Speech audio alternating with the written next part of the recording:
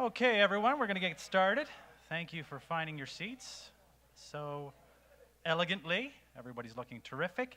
It's great to be here at the 9th Annual HMA Awards. Can you believe it? 9 years we've been doing this. And they've asked me back again, and it's a privilege to be here. And first things first, Carol Leeming has lost her phone, so I am just going to Siri, call Carol Leeming.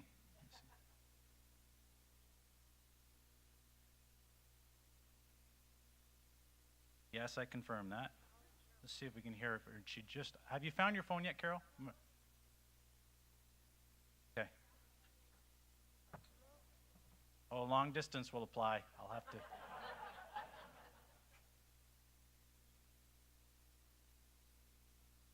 There it is the front table. Just to the side. There we are. There's your phone, Carol. First things first. Now I can text her questions during the night. Okay. Speaking of phones, tweeting is encouraged tonight, so you can use the hashtag HMA 2014. My cousin was telling me about somebody who was there. She was just trying to teach a whole conference full of women how to hashtag. And so as she was speaking, one woman was overheard saying, "Yeah, hashtag that," or "hash brown that," she said. Hash brown. It's hashtagging, and so it's just a number sign, HMA 2014. And you know what? Many of you have been smelling coffee. You've been drinking some great coffee. Ben Gingrich is everywhere. If you know him, if you know about his coffee, well, you know what? You don't want to listen to me talk about it. You want to hear Ben talk about it. We're going to talk to you about what we have tonight. So you please welcome Ben Gingrich first off.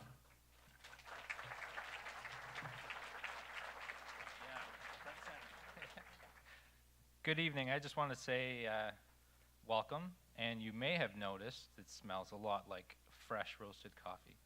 I'm seeing a lot of this. There's a squeezing and there's a smelling going on. This is fresh roasted coffee for you guys to take home on your tables. It is a medium roasted custom blend of some of our direct trade coffees from our Friends with Farms, we like to call it. And there's a whole story about our company, so check it out sometime online or, of course, back at their little tasting booth back here.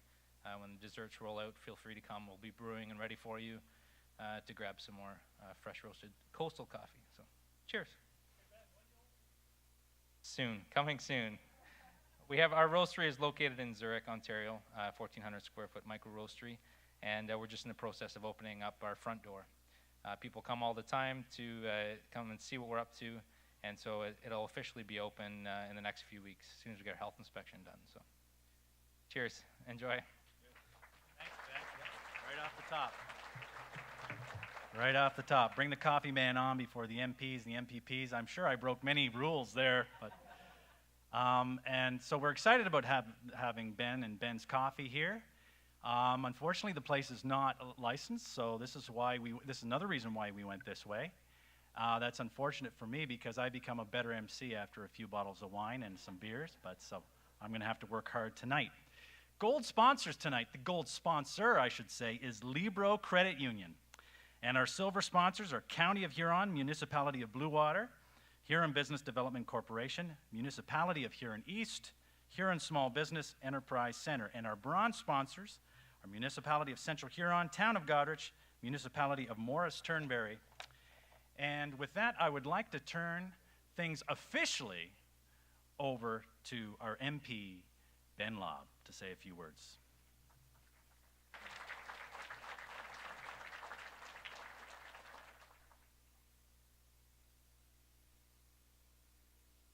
Thank you very much. I don't know what you guys are doing, but I was here Tuesday night and there was plenty of beer here for the Legion's Remembrance Day ceremony.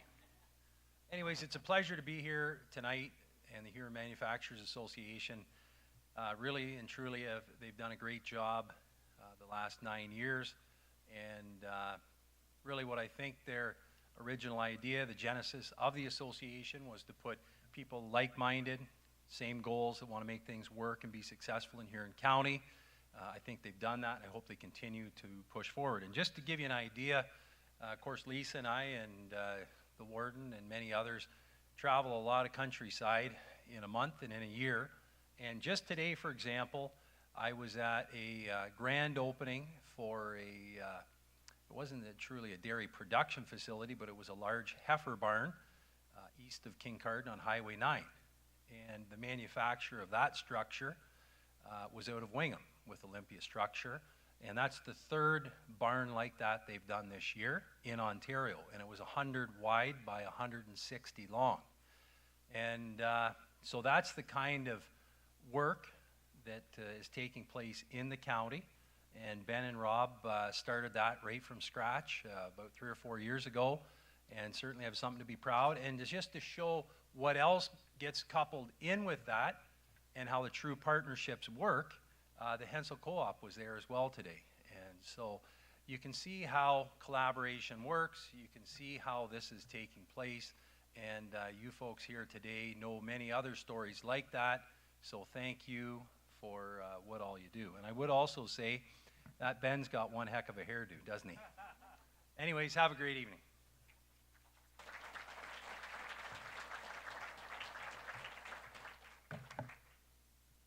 All right, next, with even a better hairdo, is MPP Lisa Thompson.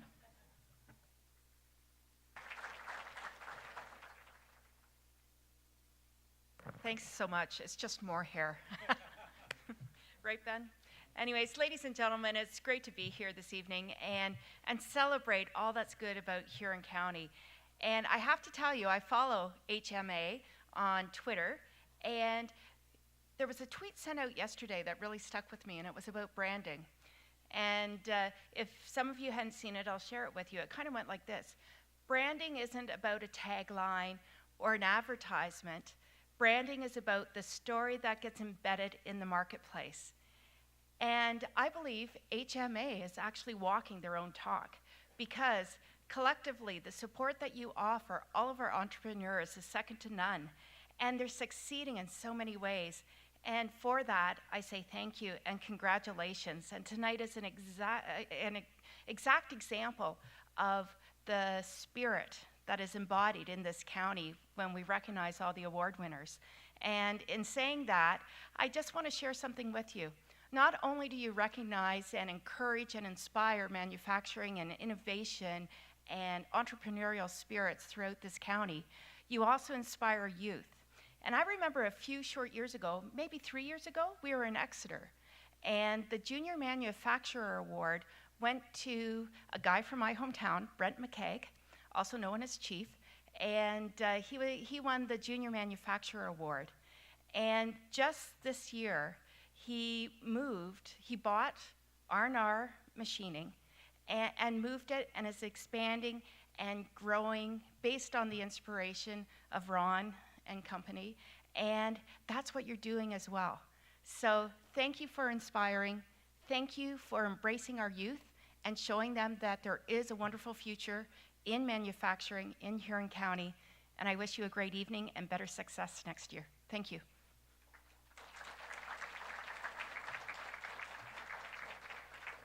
Thank you very much, Lisa.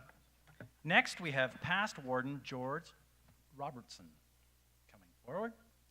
Thank you for doing this for us, George.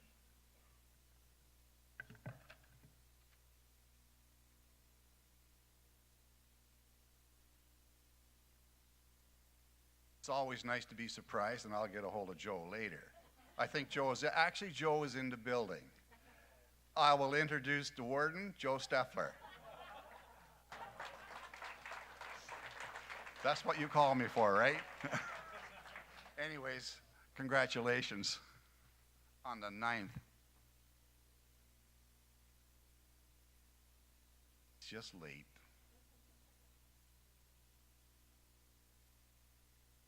I think we all do. Yeah.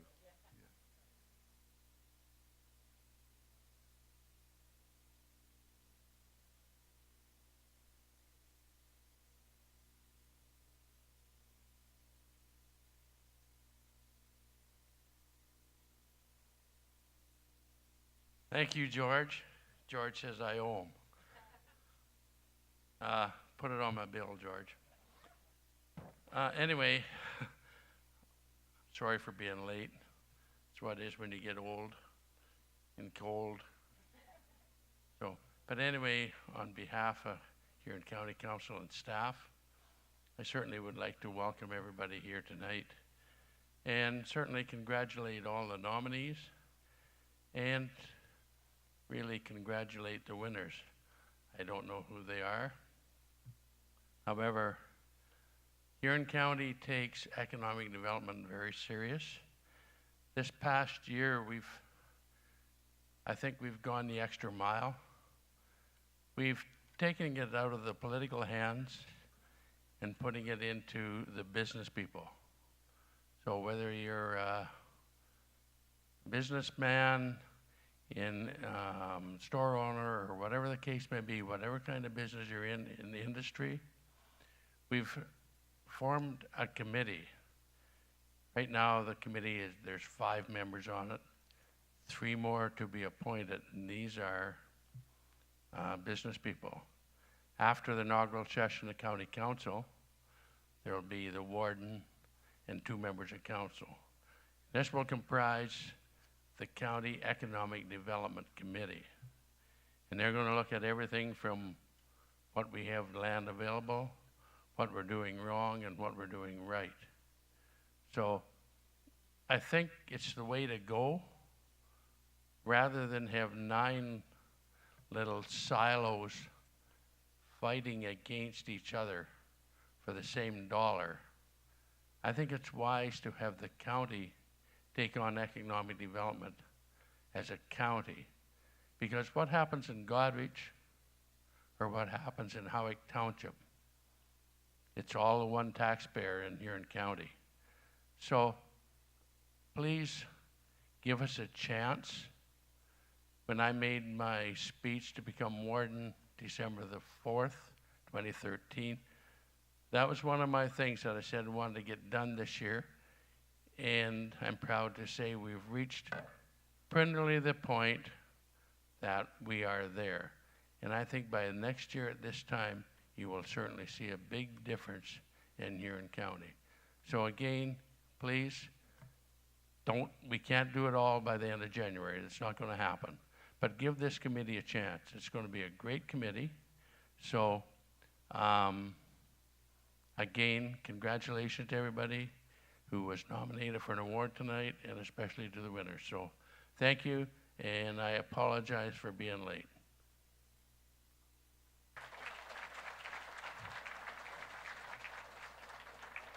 Thank you, Joe. Not bad for someone cold and old. And thank you very much for standing behind your promises and doing what you do on our behalf, all of you that have been up so far. And again, another last-minute change, and you guys are just so agreeable. I want to welcome Blue Water Councillor Kay Wise to bring greetings.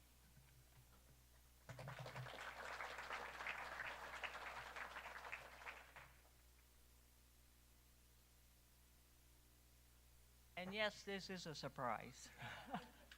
I just want to let you know that when this comes to council and the HMA is mentioned, there is absolutely no dispute. It is done. We love it, and we think you're doing a wonderful job. Thank you.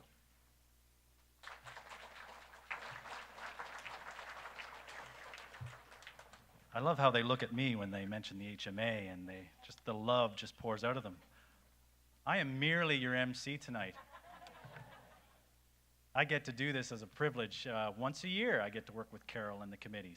But thank you. I appreciate that. I'll keep standing over there, and I give it all back over to Carol and HMA. Okay, next I would like to call HMA Chairman up to speak. Frank Palin is going to come and recognize the board. If he can, if he has his glasses on, I'm sure he could. Oh, okay, very good. You'll see a lot of Frank here. He'll be up here handing out some important awards later tonight. First of all, thanks everybody for coming. It's nice to see nominees, winners, and also excuse me. HMA is something that I've been involved in for a number of years, but it's not me. There's a lot of people out there, and I'm going to recognize a few tonight. However, They didn't let me know who the winners were until the last thing tonight. Maybe they figure I'm a blabbermouth or something like that. But so congratulations to all the ones that have won. But like I said, it's not me or our other member there, Wes. We've got some fantastic people on the board. We've got some new ones this year. Jeff Hearn, who is with Epps Products. He's our vice chair. I guess I can't see him, but they have to stand up, please. Okay. Andrew Moss works for Windtrans Systems and also Ram Design in Seaforth. That's something I gotta take my glasses off to look to read. And Stephen Aud is with Finastra Packaging. Unfortunately, he is, I believe, on a plane somewhere, going somewhere. John Kaiser, Libro Credit Union, is also a director. He is not here tonight, unfortunately. We got Joan Wood. She's a director from EnviroNorth.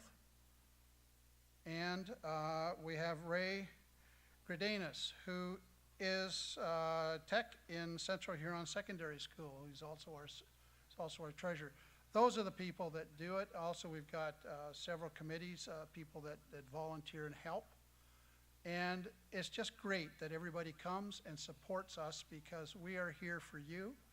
And next year when this happens, we would like more people to be nominated, even if it's your own company.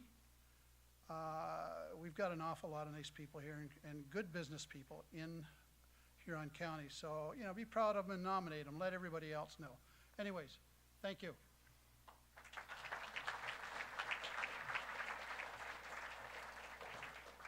Thank you, Frank. And lastly, let's hear from our gold-sponsored Libro Credit Union. Representing Libro is Carl Bolton.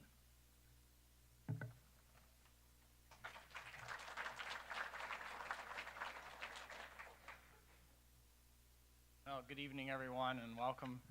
And as the last fellow and before your dinner, keep in mind I'm not very big, so you can run me right over if you have to.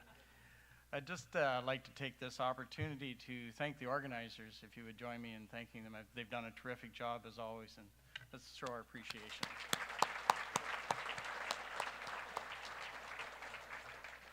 Libro is proud to be a sponsor, and we've been a sponsor for a number of years, formerly as United Communities Credit Union, and as of January 1st, 2014, United Communities and Libro Financial Group joined together to form Libro Credit Union. One of the things that we wanted to keep in mind as when we came together, and I'm quoting Jim Lynn, our former CEO, that big enough to serve you, small enough to know you, and we want to keep that legacy going. We had a great opportunity to come up with a new vision and mission statement, and we came up with something different. It was a how, why, and what. And I wanted to concentrate on the why, and it was helping to grow prosperity in southwestern Ontario. And you people are the ones that are actually growing prosperity here in Huron County. And I think that's great. And everyone in this room is contributing to prosperity right here in Huron County. And I thank you on behalf of everyone. You're doing a great job. Thank you very much. So with that, enjoy the evening, and it's a great event. Thanks very much. Thank you very much, Carl. Our buffet dinner, which starts, I guess, roughly around 6. I think we're pretty close. It's featuring local food by Bon Vivant and Chef Devin Tabor, and I'm sure many of you know him, and we're in for a good night there. Music is being provided by Sarah Hoy, and she'll be playing, she played off the top, she'll be playing through dinner as well. Also want to make mention that we have Sarah Caldwell here, and she's taking a picture of me as I'm talking about her right now, but she is our photographer extraordinaire, and she will be taking pictures throughout the night. You can see your pictures from tonight online, and you can get notified by email when the gallery is ready for viewing. So if you want to email her, sarahcaldwellphotography@gmail.com with the subject "Add Me" at HMA 2014. You can certainly do that. And she has these cards with all that information, just backed by the RPM. There's a shameless plug for my friend Ron, but just just to the left of that. That's where Sarah's all hanging out there and editing pictures as we're going tonight. So without further ado, let's have a blessing, and let's bring Jeff Hearn to bring a blessing to us. I got to work with Jeff's son, Ben, on Charlotte's Web this past October, and it was a delight. Ben always brought his A game to rehearsals, so we started rehearsing in August, and Ben was always on top of everything, and I don't know where he gets that from, but anyway. I don't think he gets it from me. It must be his mother. I will just say a short grace for dinner. Lord, thank you for the food we are about to receive. Thank you for the opportunity to live and work in Huron County, and where we prosper very well compared to many other parts of the world. Amen. Okay, everyone, enjoy your meal. Enjoy each other, okay?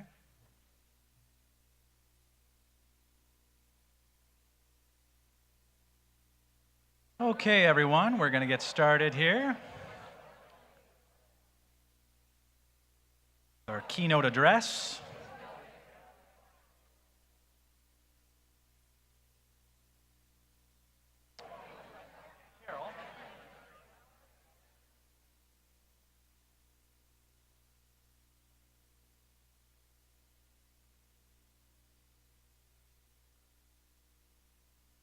We were just talking to Ben there. He's brewing and brewing and brewing coffee, and he's having a great time, aren't you, Ben? Everybody's digging this coffee, so thank you, Ben, for coming in. I stopped into Bartliff's, yes, this morning, just for a quick coffee, and surprisingly, Ben, yeah, your coffee's there. It was a good cup of coffee, so you are everywhere, my friend, so thank you. And thank you to Sarah Hoy. Her sultry sounds tonight were just terrific. Thank you very much, Sarah. Sarah's on her way, so thank you very much, Sarah. Safe travel to you. And next, we're going to have our keynote speaker. Our keynote speaker is no stranger to most of us, Gemma Mendez-Smith. And Gemma has been with the Planning Board for 13 years, and currently she's in the position of Executive Director, and she has spearheaded several major research projects which provided the community with material for evidence-based planning. Gemma's expertise in community collaboration has created a clear direction for the board to grow its community, influence, and labor market planning activities. The Planning Board has delivered numerous initiatives that address the issue of ease of workplace engagement.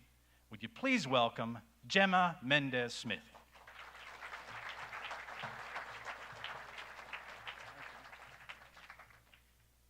Thank you, Wes. So solving the skills gap.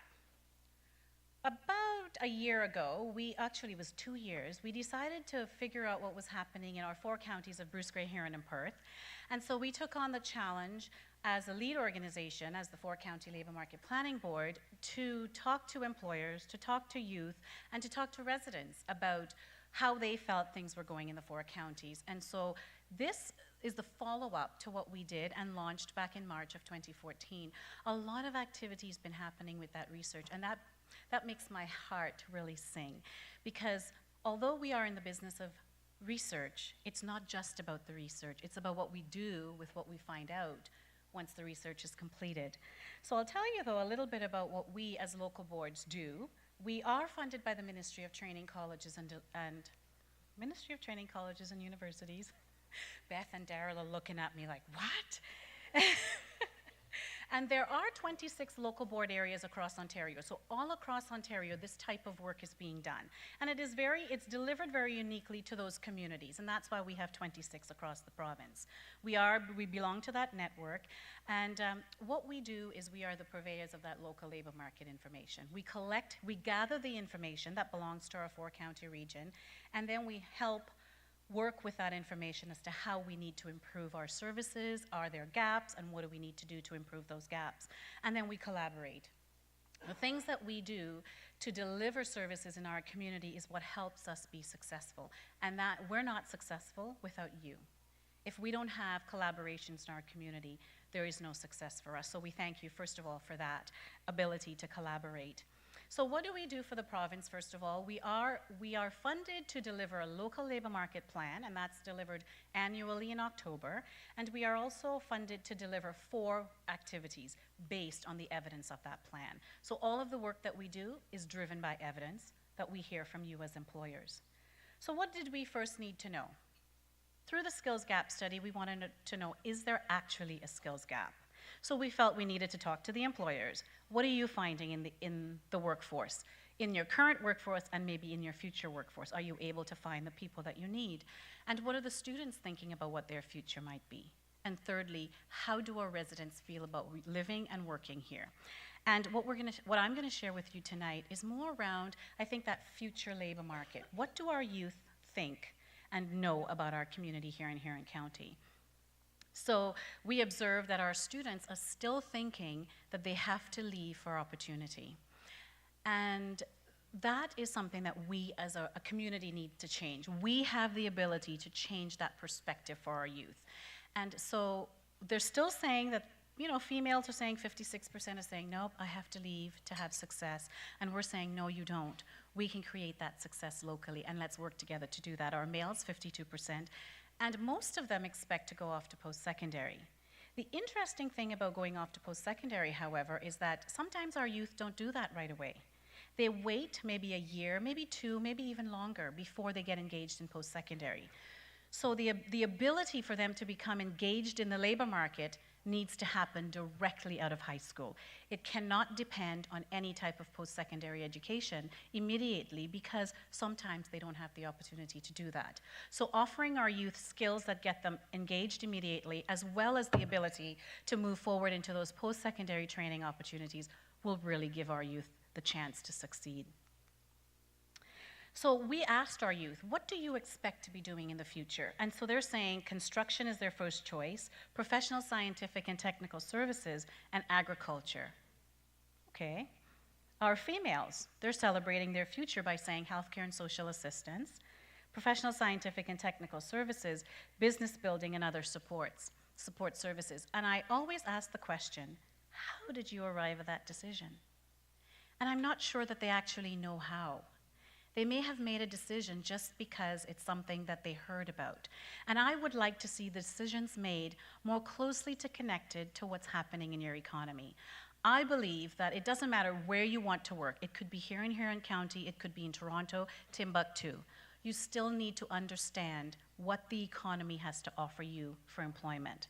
And that's the only way that a youth can be successful, in my mind, knowing how they can engage.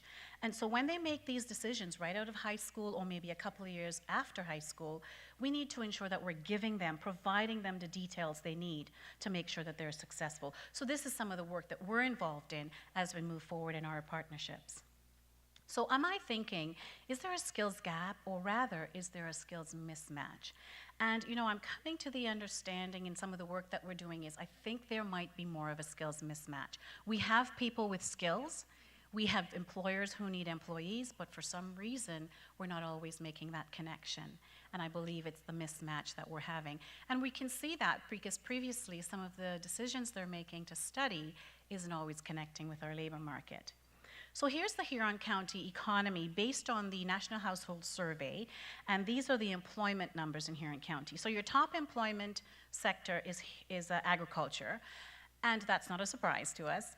But these numbers are based on jobs that are housed here in Huron County. So people, we do import some of our workforce, so these are the jobs that are held here. It's the place of work data.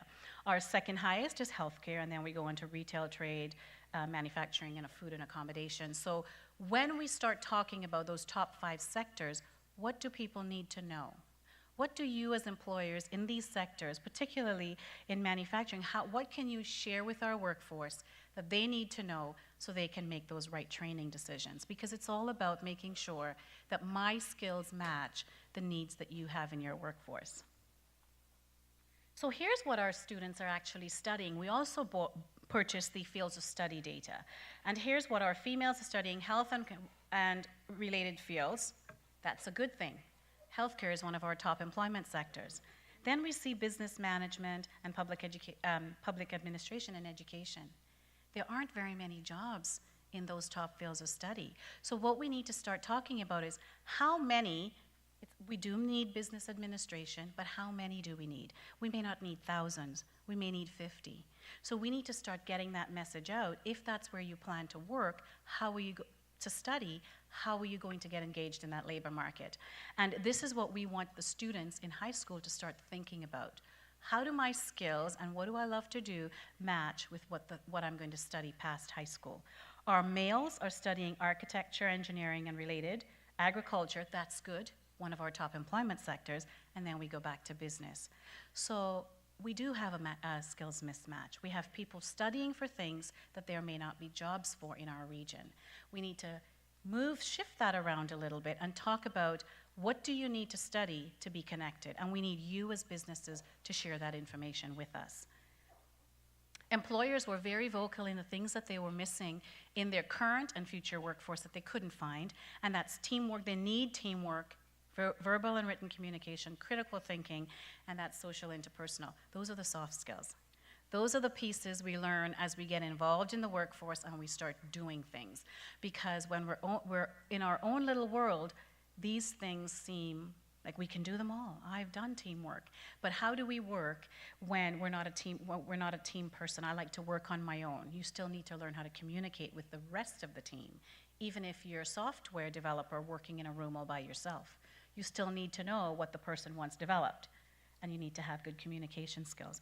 Critical thinking came up in some of our discussions about how do you test for that? And we had an employer in Huron County that said, if someone can use Excel, I know that they can problem solve. They can think critically through a problem. Because Excel is not easy. You need to know how to use it. Even, the basic functions, you need to know how to use it. It's a great tool. You just need to have the skills to be able to do that. And what can't they find? That whole artistic and creative skills. We've got a lot of artists and artistic things happening here in Huron County. They cannot find that critical thinking, problem solving. It's a problem. Leadership. And it's not about leadership as the executive director of the 4-County Labor Market Planning Board. It's about leadership in what you do.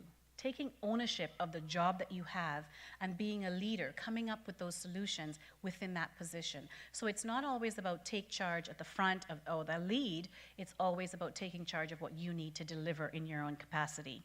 And then there were some specific skills around AutoCAD, health, construction, and education. And the education piece was really around, there's some music, there's some phys ed, and French. It's not broadly in the education system. So here are some of the recommendations. We had over 20 recommendations in the Skills Gap study. And if you haven't seen the Skills Gap study, you can go to our website, planningboard.ca. There is a fact sheet for Huron County and also a 160-page report of amazing reading. Trust me, you're going to enjoy it. Employers engage in providing workplace opportunities, co-op apprenticeships, and job shadows. And that's the one I would like to more focus on. Oh, that never started. For tonight. So collaboration, it's what we do. So how can we do that and help our community move forward? First of all, in Huron County, Council took the leadership role of using the information in the Skills Gap study. They've created the Skills Gap Working Committee, and that committee has been functioning amazingly over the last few months. We've been getting together on a monthly basis. This is led by Bernie McClellan, and he really does a great job of keeping us on track and discussing what's on task. We're talking about how do we use the recommendations in the Skills Gap study to really build a strategic plan around what needs to happen in Huron County. And I love that leadership because then we're able to test against those objectives and be able to measure how we're succeeding. The next thing we've been talking about, and I really love this model, and I love this model for several reasons. The Health Kick model, and some of you may know about Health Kick, and if you want detailed information about Health Kick, I will direct your attention over to Laura. But for now, when we're thinking about how do we engage, and I'm thinking about this type of model for manufacturing. So the model of Health Kick is we get youth engaged in the industry by, Laura has camps that she runs to get youth involved in that the health sector, to get knowledgeable about what the jobs are and what you need to do there. The second piece is about getting our students involved in when they go, so they get engaged in healthcare before they go off to post-secondary. Then they go off to get involved in post-secondary, and that second piece is that internship piece. And that's where you as employers become involved. You can offer that internship, offer that value-added workplace piece so they know as a workforce what they're getting into. How can they make it in this world of work? Have you ever been involved in an area where you thought you knew what you were getting into, and then when you did it, it just didn't work out? Yeah? My daughter did that. She decided she wanted to be a physiotherapist, and I said, okay, do a co-op. I love co-ops, by the way. And she did the co-op, and 1 week in that co-op, and she said, Mom, I can't do this. And I thought, perfect. See, a co-op can be successful in either determining if it's something you love to do or something you hate to do. Both are very successful outcomes, because you can learn before you even pay thousands of dollars in education fees that you do not like that career or you absolutely love that career. And I really think that that's what we need to be giving our youth more opportunities in. Now, our third option for collaboration is the specialist high skills major. And I know that, where's Ray? There you are. Ray had been talking to the planning board, and I know the Huron Manufacturing Association about a specialist high skills major in manufacturing. Phenomenal idea. I believe that every student should go through a co-op or hands-on experience, every single student that goes through our school system. When I was 14, I went to an all-girls school. And part of our learning was every girl in that school had to go work in a grocery store. We did everything there was. We cut meat, we packaged, we packed the shelves, did everything. And then the second year, we had to learn a skilled trade. Every single girl. So we all jumped on a bus, we went down to the Army barracks, and we each learned a trade, and I did auto body repair. So I did all the welding, the fillering, the sanding, painting from beginning to end. Of course, I'm not a skilled tradesperson, but what did that do for me? It offered me the opportunity to know that I could try and do many things in my life, and I don't say no to an opportunity for learning. That's what co-op, specialist high skills major, all of these interactive pieces with the economy and the businesses in Huron County can give our youth. It can give them a drive to keep learning. Because until you get engaged in that workforce, you really aren't sure as a young person what to expect to see in that workforce. So I encourage you to get involved in that specialist high skills major, because part of that is co-op, job shadows, and that hands-on learning experience. And then the fourth thing that we're working on, and Carol and I have been talking about this, is the Speakers Bureau. What we're hoping to be able to deliver in the next 12 months or so, Carol, is developing a list of speakers that are willing to go into our youth, the classrooms, and talk to our youth about what really happens on the workforce. Because until they hear it from you, I can talk till I'm blue in the face. They don't believe me because I'm in an office somewhere doing research. That's not fun for them. But when you come in as an employer and you say to them, this is what we expect of you. We expect you to show up on time. We expect you to put your phone away when you're on the plant floor. We expect you to show up for your shifts and complete the whole shift. And all of these things, but you're saying it to them. They listen. It's not the same message when it comes from me or a teacher. It needs to be coming from you. So we're hoping that all of you businesses will send a staff, or you'll come for yourself to talk to those students over the next few months. I had a student say to me in grade 10 careers, they didn't even know what Excel was. They had no clue what Excel was. It's something that most businesses, if not every business, now uses. How can a student not know what Excel is? So we need to be imparting that knowledge so they know what you're expecting of them. So those are the collaborations we're hoping to be able to move forward and really grow our labor force from within. We need our students to understand all of and every opportunity that we have to offer them here in Huron County, and that starts with you.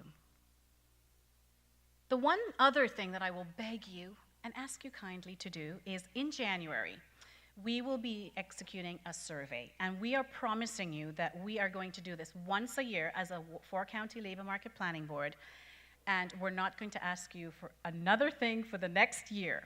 But this survey in January is going to it'll form the basis for all of our planning of what we're going to be delivering to you for the next 12 months. So the ministry has asked us, this is something that StatsCan was doing about 2 or 3 years ago. They decided to cancel it, and the ministry has asked us as local planning boards to take charge in doing this. So I'm asking you as an employer, if you can tell us, even if you have no employees right now, but you think you're going to grow to have employees, tell us what you're going to need. So when we take that message out to our workforce, we can say to them, this is what you need to be equipped in, this is how you will be employed. These are the skills that our employers need. And when we do that, we are able to work with our partners, Conestoga College, Center for Employment and Learning, and all of our local partners, school boards, colleges, to get those programs in place to be able to offer that local training. And I really think that as we work together for the same outcome, which is a very vibrant and successful economy here in Huron County, we will start to see that success driven from the inside out. Thank you.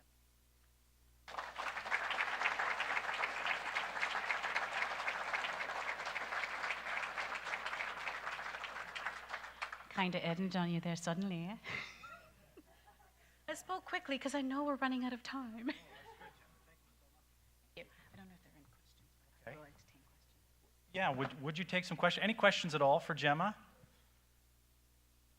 Yes.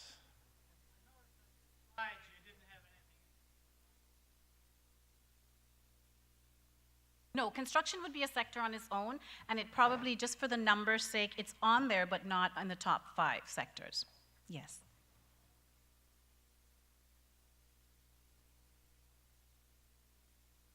Always a lot of information, great information from Gemma. I was around, I used to travel in the circles Gemma, well, not really travel. I used to be once in a while at a committee meeting Gemma was at when we had ministry funding, and there was always lots to talk about, great information, great research. I know the skills gap study, when it did come out, caused a lot of buzz, and I know it caused a lot of buzz because I'm out of those circles and I still heard the buzz, so thanks so much for explaining that.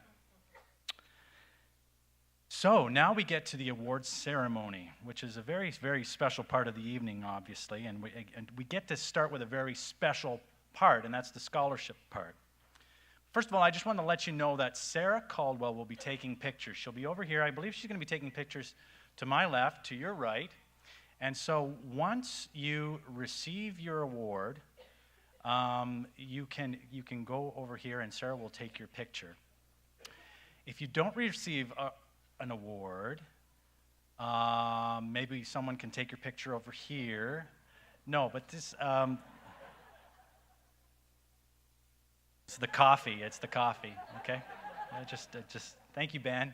I don't know what you put in that decaf, but it's making me say things I think I'm going to regret tonight.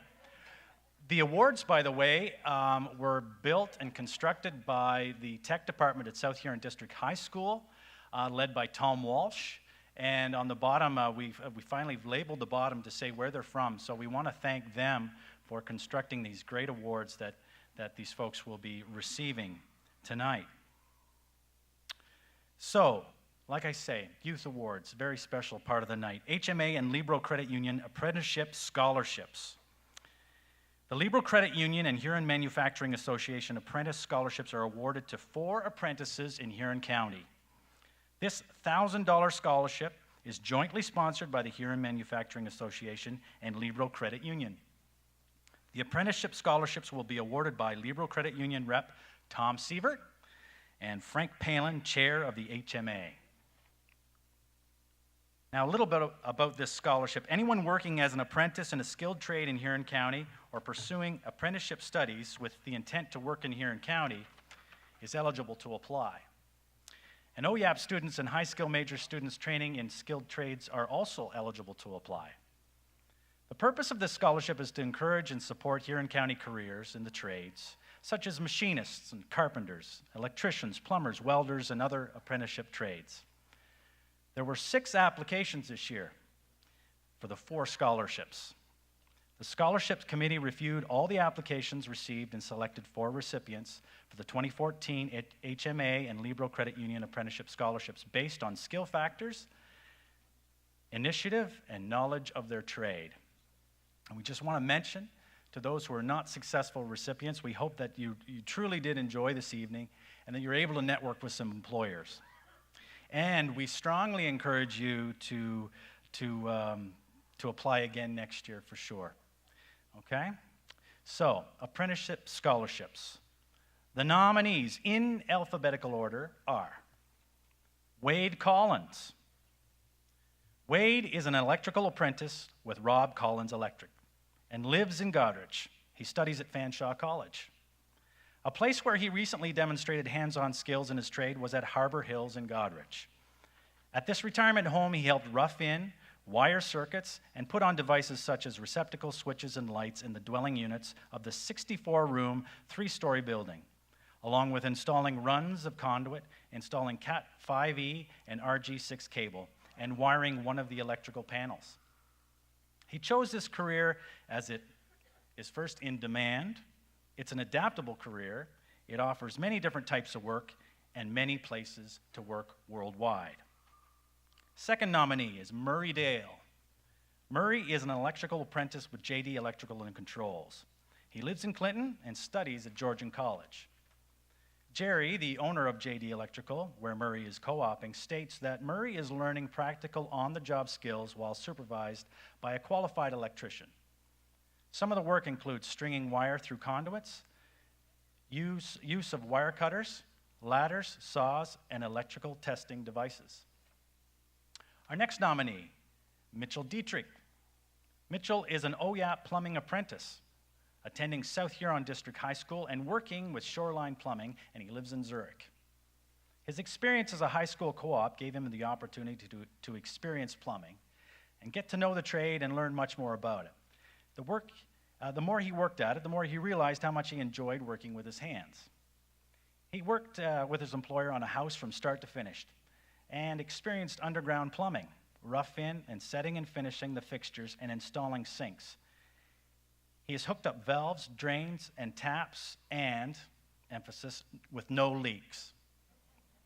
His employer notes that Mitch demonstrates a strong understanding of workplace health and safety and demonstrated maturity and reliability, as well as understanding the importance of building positive relationships with customers, contractors, suppliers, and inspectors. In short, Mitch demonstrates all the desirable characteristics that Gemma was referring to of an employee, which encouraged Shoreline Plumbing to offer Mitch a full-time position with the company. Next nominee, Samuel Groot.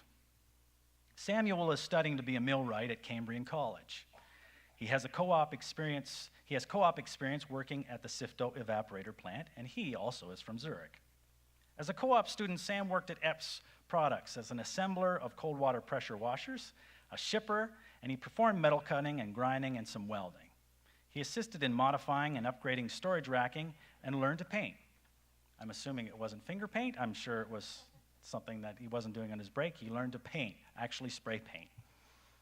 He chose to work towards becoming a millwright because he enjoys working with his hands. Sam is on the Dean's Honor Roll at Cambrian College in Sudbury. These are good nominees. Adam Henderson, our next nominee. Adam is a carpentry apprentice working with Kevin Sterling. He lives in Brucefield and studies at Fanshawe College. His co-op teacher, Shane Taylor, was Adam's co-op teacher in 2013 and noted that Adam completed WMIS training and the Passport to Safety. He has also been working on many in-class projects at Fanshawe College. And our last nominee, Mac Smith. Mac is enrolled in the OYAP program at St. Anne's as a brick and stone mason. He is working for Courtney Custom Masonry, and he lives in Clinton. He has been involved in bricking 7 houses and 3 outdoor fireplaces. He has tiled ashore and helped build 2 concrete block retaining walls. The first time he demonstrated bricklaying skills was when his boss put Mac in charge of laying stone around pillars of an outdoor patio. He had to cut the stones and place them in an eye-appealing manner. He wasn't happy with the way one of the pillars looked when finished, so he took it apart and started all over again. He takes pride in the work he does. And the recipients are... No. Do I have to open it too? Okay, no. Again, this is... I'll just mention all 4 of them. I'd like you to come up, please. Mitchell Dietrich. Mitchell Dietrich. Okay. I'll get closer. Mitchell Dietrich. Samuel Groot. Max Smith. And Wade Collins. There's no reflection on the other two, but the choice was made. And just for those people that think they don't know anything, we're also going to give them a nice HMA tape measure. Perfect. Okay.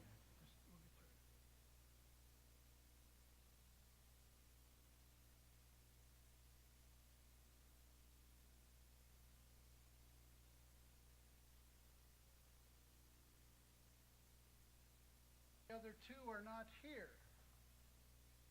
But this is important. These are children. I call them children because anybody anymore is a children to me. But these are people that are going out into the workforce and people that we as manufacturers need in our industry. We don't need them in Waterloo. We don't need them in Toronto. We need them here in Huron County. And these are the ones that are showing that they want to stay, and they are to be congratulated. Thank you.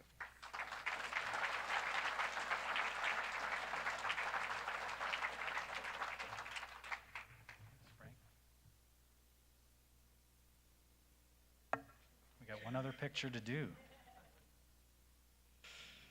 That's great. Congratulations, guys. That's terrific. Thank you to all the nominees. And now we come to the actual award ceremony. And again, this is the 9th year we've been doing this. I've had the privilege of doing this 3 or 4 times, and it's one of my most favorite events. In fact, it's the only event that people ever ask me to MC, so I appreciate that. I just happen to enjoy it as well. So let's get things started. Unless Carol has another word for me, I think we can get things started. The Junior Manufacturing of the Year Award. This will be awarded to an individual over 30 years of age who is working, is it over? Is that little mark under? I've never known that. See, I was never good at math. I have that mark, that triangle mark. Does that mean 30? That's less than 30. Boy, I'm sure glad I didn't say that out loud in front of a bunch of people. Junior Manufacturing of the Year Award will be awarded to an individual less than 30 years of age who is working in a Huron County manufacturing business and has made a significant contribution to his or her workplace. And the nominees are Brett and Brian Lansborough of Maelstrom Winery. Brett and Brian have helped their parents launch Maelstrom Winery, and since 2009 have been growing grapes for the purpose of producing the highest quality wines such as Riesling, Baco Noir, Cabernet Franc, Geisenheim, Chardonnay, Marchal Foch, did I get it close? Frontenac Blanc, Vidal, and Marquette. The vineyard now covers over 8 acres and has over 9,000 vines. Brian is a winemaker in training and is assistant general manager, while Brett helps with research and marketing. Brett has been identifying Ontario market segments and is looking at options for vine nutrition management, soil and tannin-related innovations to enhance flavors in the developing wine region of Huron County. Brian has demonstrated innovation and creativity in the areas of plant management, designing planting equipment, frost protection equipment, and wine production methods. And our second nominee is Joost Van Dorp of Blythe Farm Cheese. He is an administrator helping to keep the business run smoothly in all aspects: website maintenance, product documentation, and researching new business opportunities. Joost has implemented a system which assigns a barcode to every cheese wheel which leaves the building. He has also been working on making the entire operation paperless. Their main cheese is Gouda, made from goat's milk, and it is sold in over 100 locations across Ontario. Research and testing is being done to create new cheeses. Joost has been involved with developing the variety of Gouda they produce, as they add different ingredients to the cheese to make it taste spicy, such as jalapeno, garlic, and cool mint. Their cheese has recently won Canada's Best Gouda at the inaugural Canadian Cheese Awards in Toronto. Their cheeses have also won awards at the Royal Agricultural Winter Fair. And the recipient of the Junior Manufacturer of the Year Award is... This year was a little bit more difficult. It's not like, that's like more better. It was so close between the two and some of the other areas that we actually chose them both. Okay.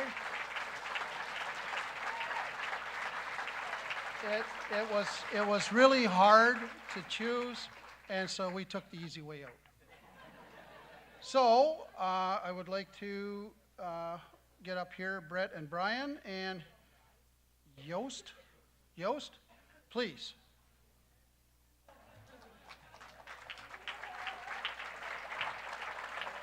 And I should state that all recipients are free to say a couple words if they'd like. Brett, Brian, you look like you'd like to speak in front of people. Okay? Paul. Paul is here on behalf of Yost. Yes, for your son.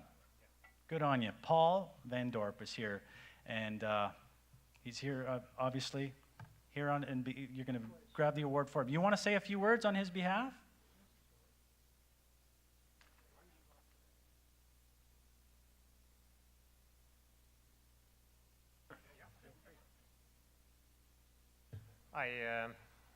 On behalf of Joost, I appreciate this very, very much. I see it as a recognition for what we did in the last couple of years and what we are going to do in the future. Thank you very much.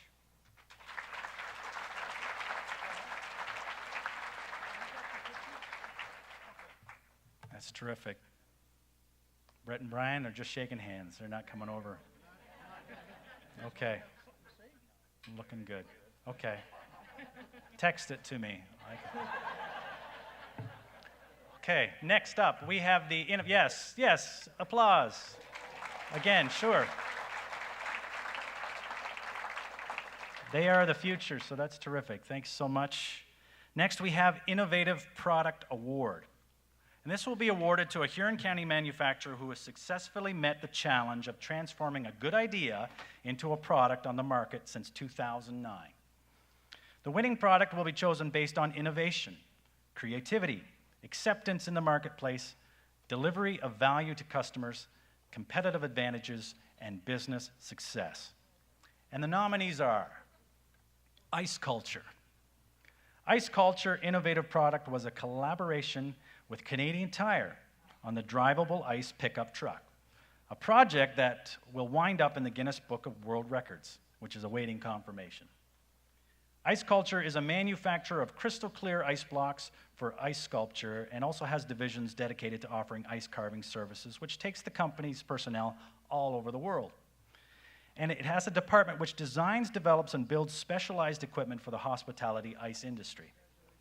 Ice carving is a niche industry, and Ice Culture is recognized as one of the biggest players in the business worldwide. Canadian Tire wanted a unique advertising approach to marketing a new vehicle battery line which can operate at temperatures of -40 degrees. A number of ideas were considered, and finally, Ice Culture was given the task of designing and building a drivable ice truck to promote the batteries. The complete project had to be completed in less than a month. A suitable truck chassis, found in Texas, where else, had to be located and then modified to be able to carry 11,000 pounds of ice. Trials had to be undertaken to see whether or not the ice truck had a reasonable chance of succeeding. A drivable vehicle made of ice was a concept that had never been accomplished anywhere in the world, and the project called for 3 trucks, 1 for corporate approval, a second unit for the commercial, and a third to participate in a drive along Highway 83 as part of an attempt to make the Guinness Book of World Records, which again is awaiting confirmation. The truck chassis and ice components were delivered to the location for shooting the commercial east of Toronto, and the truck was assembled on site, then taken apart after the shoot and brought back to Hensall. The television commercial was aired in January at the outdoor hockey game between Toronto Maple Leafs and the Detroit Red Wings, and the truck was melted down and filmed in time-lapsed photography. Our second nominee is Natural Mother Productions. Natural Mother Productions has offered customized baby carriers since 2009, which are not made of ice. The focus on niche custom products has allowed Michelle to create superior shape and comfort, offering adjustable headrest and soft floating waist. Advantageous features over competitors' products for sure. The carriers can be worn on the front or back. Owner Michelle Dunn saw a need for product development to fill a gap in the marketplace for a ready-made, comfortable baby carrier to support the baby sufficiently and be comfortable to wear. Michelle's motto is, "Carry your baby the natural way," while allowing mom the freedom to attend to other activities or other children. The carrier can be adjusted as your child grows from 2 to 24 months. A build-your-own custom option allows customers to choose sizes and options they want. And Natural Mother Productions is a micro-manufacturer and has created a simple ordering system to reduce production time and has been able to triple weekly production. The recipient of the Innovative Product Award is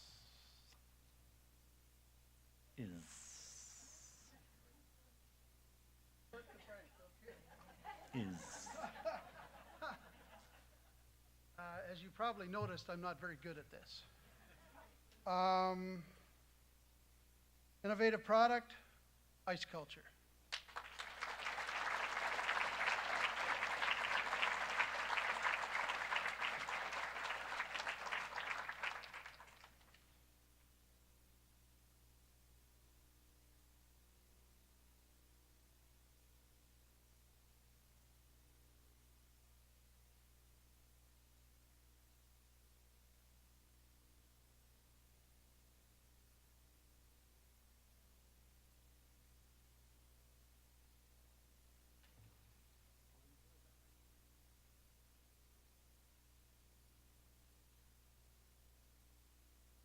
Nothing has stopped Julian before.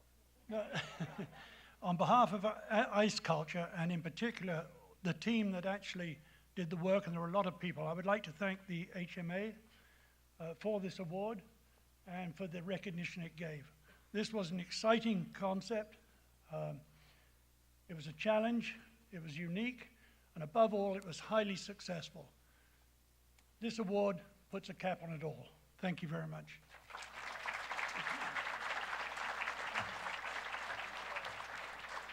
Terrific. Okay, next up. How we doing? It's good. I love these awards. You're inspiring everybody. I love this thing, and you guys are the gears. That's why I like hanging out with the gears. You're the one who's making it all happen in the county. Next is the Corporate Citizenship Award. And this will be awarded to a manufacturing company in Huron that has made outstanding contributions to their community and to the HMA. And the nominees are Easy Building Products.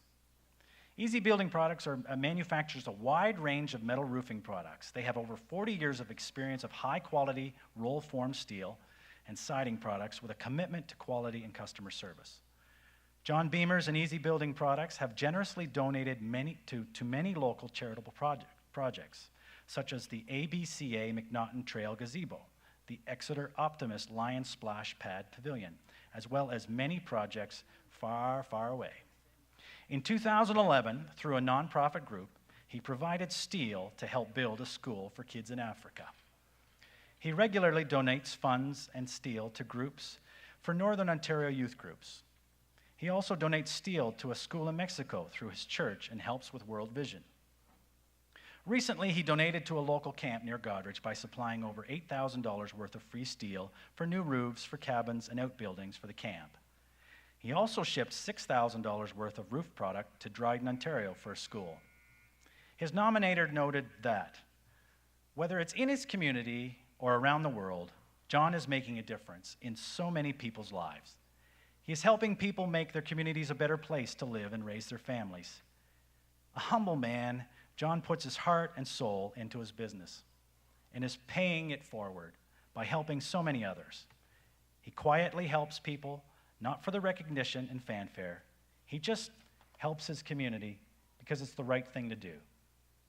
He started with nothing except a vision to succeed and a great work ethic. He has done very well in business, and now he feels it's his turn to give back any way he can. Our second nominee is Libro Credit Union. Libro is Ontario's second largest credit union, and for the past 70 years is committed to improving the quality of life within southwestern Ontario, serving 21 communities through 27 branches and a network of over 2,400 ATMs across Canada.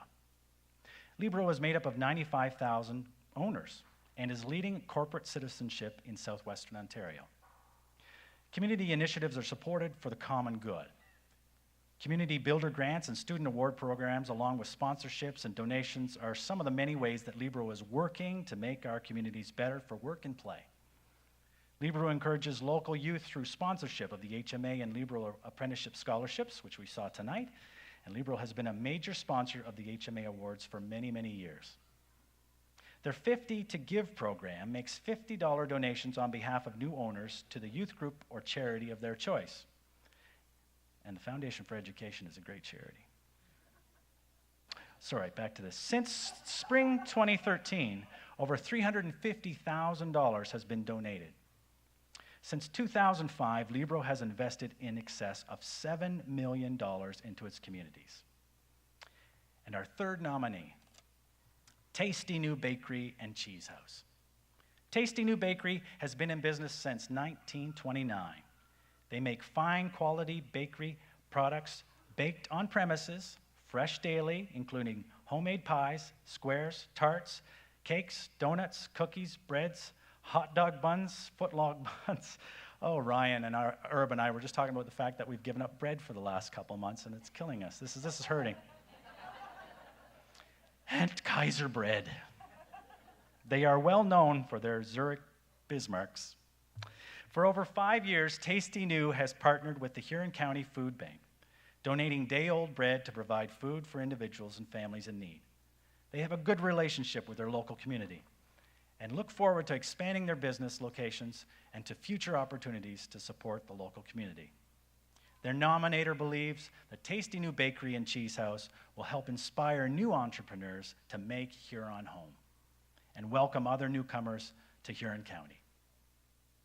And our fourth nominee, Vanastra Packaging.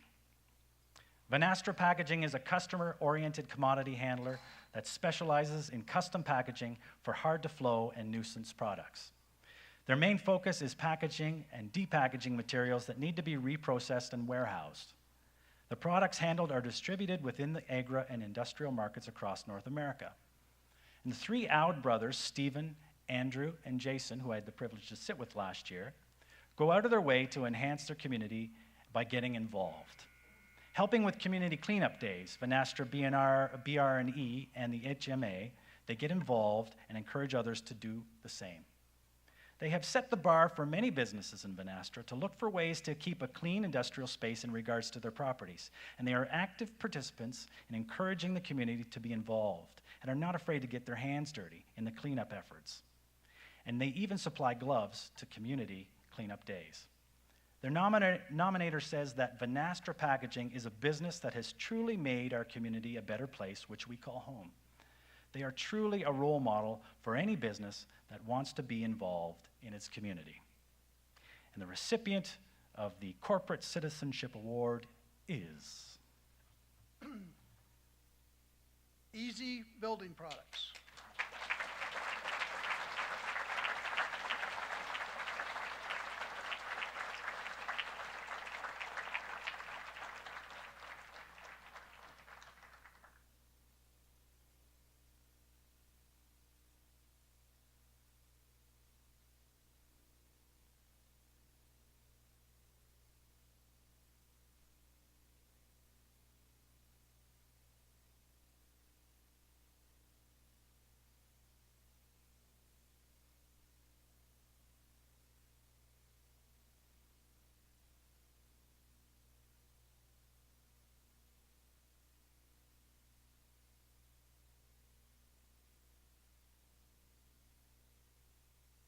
John, we hear that you're humble, but would you like to say any word? Any word at all? A couple. I don't know if that was the word or... Just going to wait for photos. Thank you, Sarah. Good, thank you. Yes, I pretty well have to. I'm humbled at this, and I want to thank the nomination people and also the HMA. And most of all, I got to thank our crew, who most of them are here. as far away as Gore Bay, Manitoulin, and the local people that work for us. So thanks very much, appreciate it, and we've been well blessed. Thank you.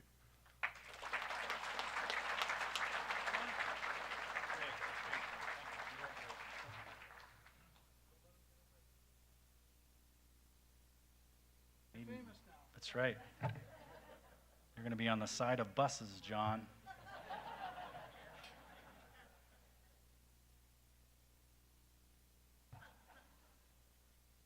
That wasn't funny.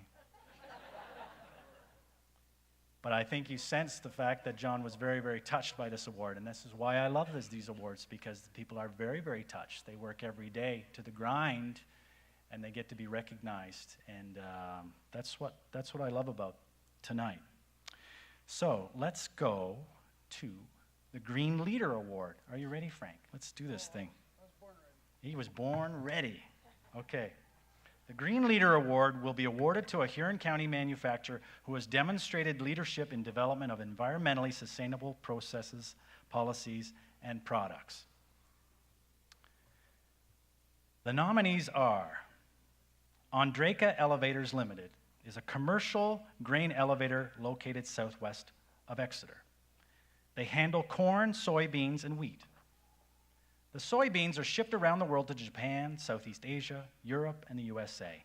And they are one of the largest elevators in Ontario with 3.5 million bushel capacity. They make every effort to minimize the amount of energy consumed using leading-edge technologies to be efficient. They have the most efficient dryer available for drying crops and have also designed and built a natural gas-powered cogeneration system which provides electricity as well as heat for the drying process. They have a 100-kilowatt solar photovoltaic, nope, I don't want to say prophylactic, I want to say, they have a 100-kilowatt solar photovoltaic rooftop, we're going to edit this.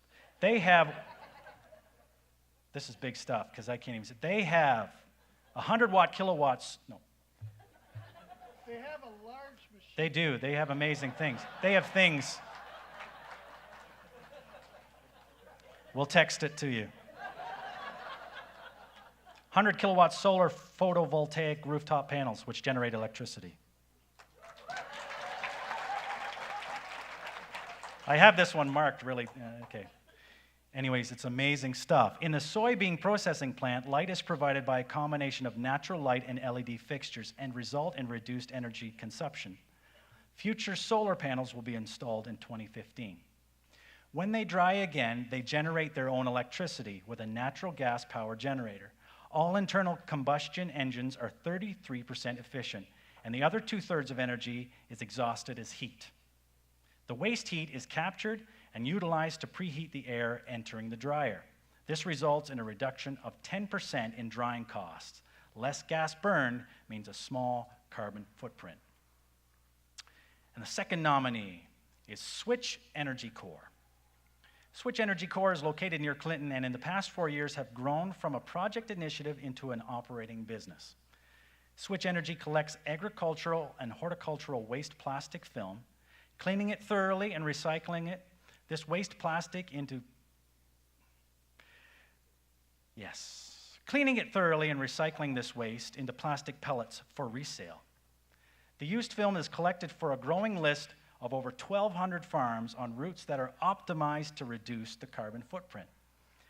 Previously, farmers who used hay bale wrap would have disposed of the waste plastic by either burning it or taking it to the landfill sites.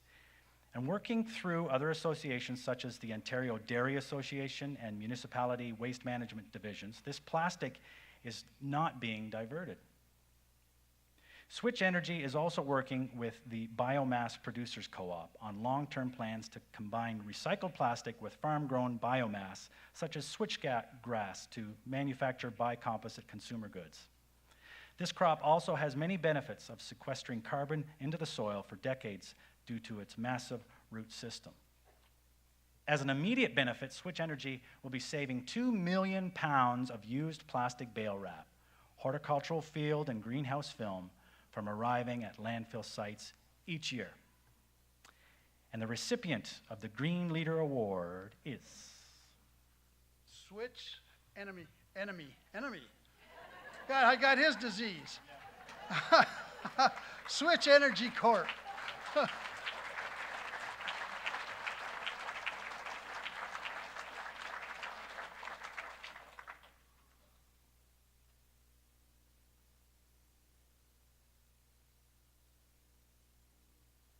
Again, feel free to say some words. You look good compared to me lately.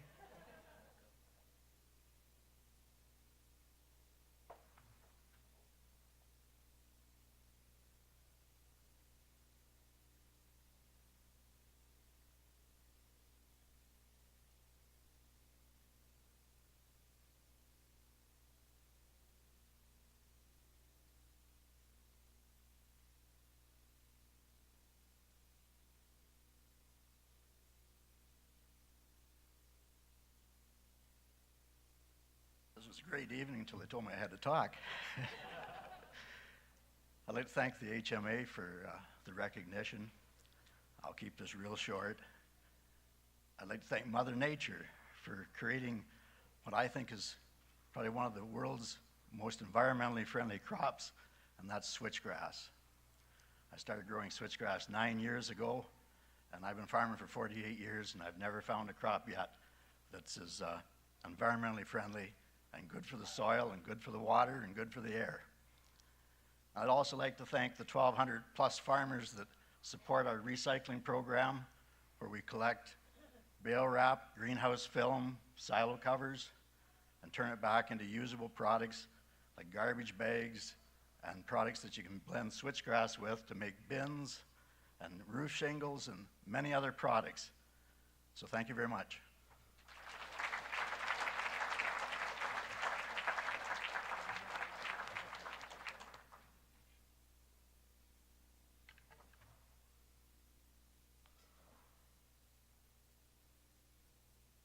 Okay, next is Employer of the Year Award.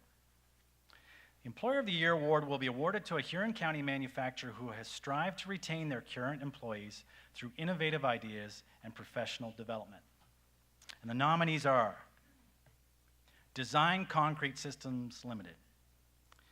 Design Concrete makes concrete slatted floors for dairy and hog barns and also make bulk silo and pen walls. This business began in 1932, and their growing product line with the addition of sound barriers and retaining walls has allowed them to add 6 permanent full-time positions within the last 2 years for a total of 27 full-time employees. They are a CSA certified facility with numerous products approved for use by the Ministry of Transportation of Ontario. And being a family-owned business, they treat their employees in the same manner and enable them to have a life aside from work. Hard work and dedication is rewarded, and internal promotions have always been the first option as opposed to hiring qualified people from the outside. A team atmosphere is very important. Employees with creative ideas and innovations are rewarded in a wide variety of ways. Examples, trips and to NHL hockey tickets and that sort of thing. Flexible hours, loans, team sponsorships, etc. are some of the ways that Design Concrete has implemented to build the work for Design Concrete rather than just work at Design Concrete.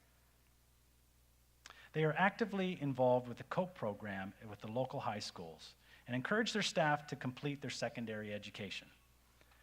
The policy of a working interview instead of a traditional interview is beneficial for both the employer and the potential employee. And since the inception of the working interview, Design Concrete has experienced a significant drop in turnover rate.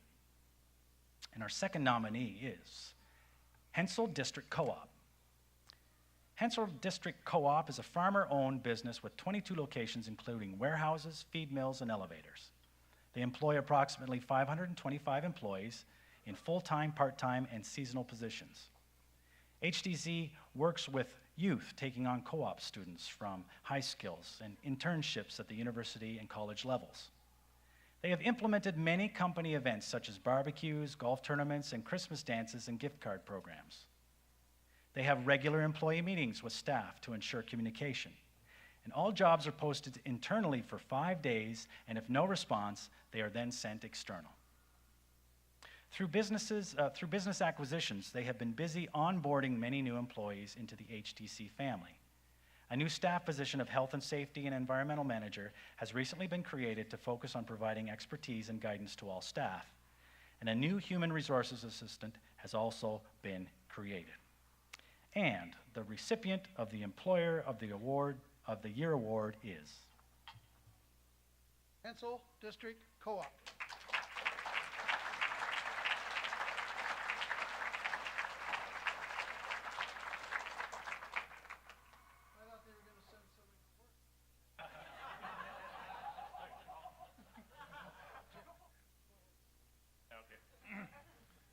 Actually, it's a real honor to be representing Hensall District Co-op as well as Libero Credit Union. And it's been a lot of fun. I actually have only been a relatively new employee there about 8.5 years ago. But it wasn't my first job, actually. But the funny part is that we've got 540 employees that are going to come through the front door there in about 2 minutes. So we want to be part of the family because we are part of a family. And we have a lot of fun at work, a great team all the way through, and that's the only way we've been growing. And we'd like to have you invited to come into Hensall Co-op and just have a tour around because it is an interesting business. And it's a lot of fun to work at, and we've been growing quite steadily, and we plan on keep on growing. So again, thanks very much.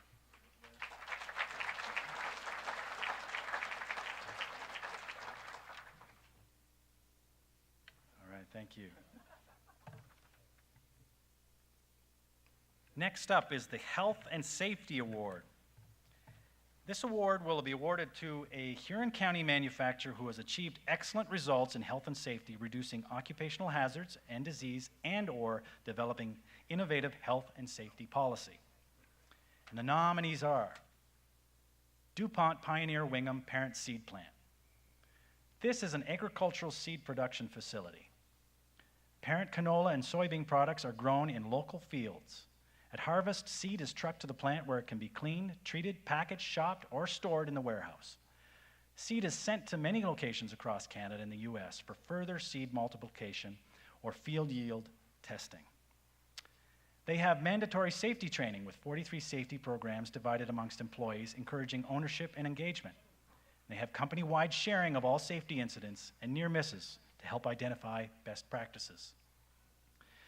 They have an auditing program to help identify any safety concerns with employee and pre-season safety training. They follow a site safety improvement plan that is reviewed annually.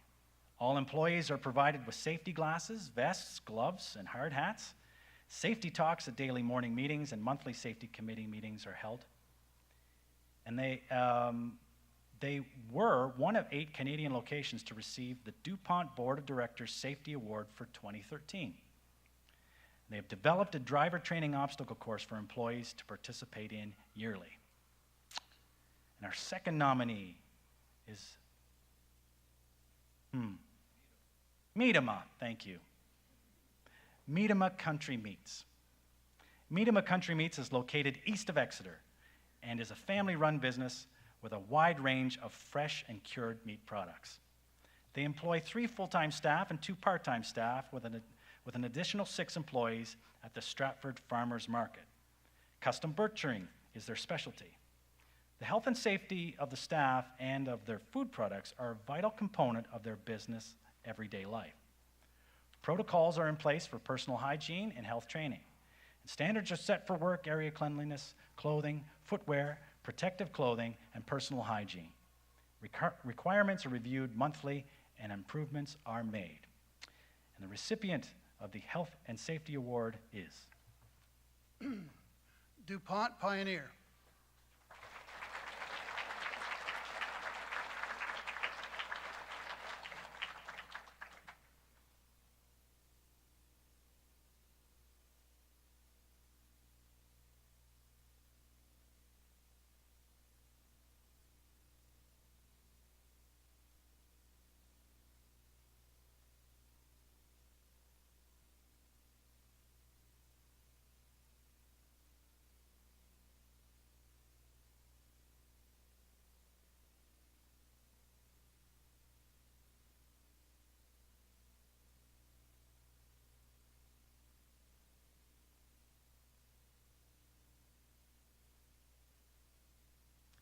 Yeah, it's a real honor to be recognized for this award. I'd like to thank HMA for a wonderful banquet. And really, I'm just accepting this on behalf of our employees.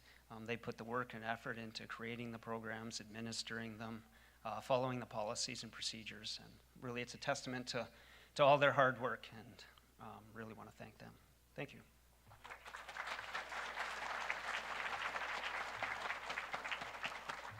Okay, thank you.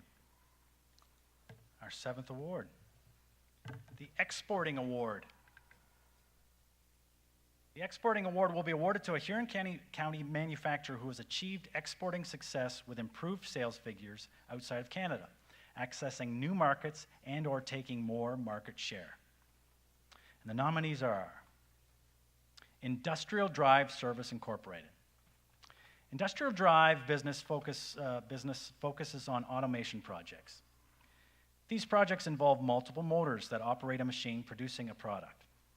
This coordination is done using variable speed drives and programmable logic controllers.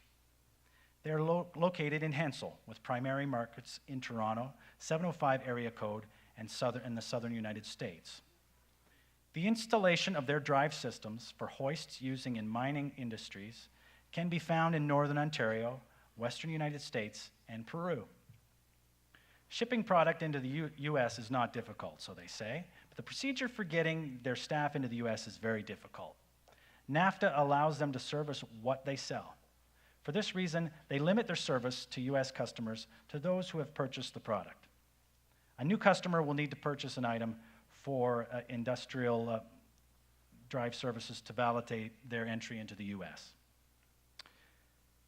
Mexico, they say, is no problem to ship into, and staff have no problem getting there, especially when the sun is shining. Peruvian customs, they say, though, is the most challenging to deal with. The product needs to be shipped in wood crates with approved wood that is guaranteed to have no insects and living organism. Custom paperwork must be perfectly completed. Any discrepancies require much additional work. Great care must be taken. And as you can guess, they actively maintain relationships with both export and import custom brokers. Our second nominee is Seaforth Rain Gear Successibles Incorporated. Successibles manufactures waterproof golf accessories, and their gear is popular internationally.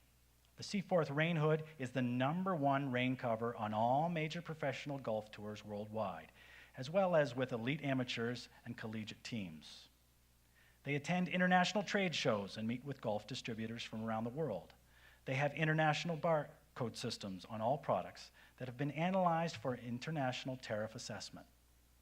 They continue to work with shipping companies to maximize ease of cross-border shipping and receiving. And they utilize local area carriers to save money and time. Drop shipping is always an option for distributors, and they use Canada Post and USPS for website email orders. I think that's UPS, but. Third nominee. Pronunciation. Sifilco. I'm loving that coffee. I'm blaming the coffee. No, it's just me. Sifilco Limited. Sifilco Limited Industrial Knit Products is celebrating 35 years in business. They supply tubular knit fabrics, netting, open width netting, and shade fabrics to the North American market. They are expanding existing export markets through working with customers and have added new custom design machinery to meet the needs of their customers who are steadily looking for ways to offer innovative products or improvements. They have experienced over 160% growth in the export market in the last 5 years. They work steadily with their broker and customers to coordinate with the trucking firms to expedite products through the border crossing. They have just rewritten their internal software for producing all the customs and shipping documentation and tied this directly to their product database, which results in the streamlining of all raw material to inventory to shipping and customs documentation. They have implemented a procedure to utilize tariff preference levels on non-NAFTA products being exported to NAFTA countries. This is another way they remain competitive in the exporting market. And the recipient of the Exporting Award is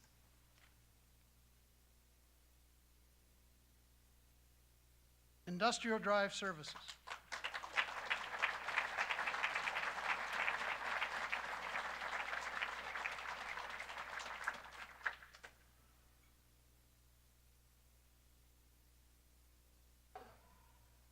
You look like you want to say something. I just know you do.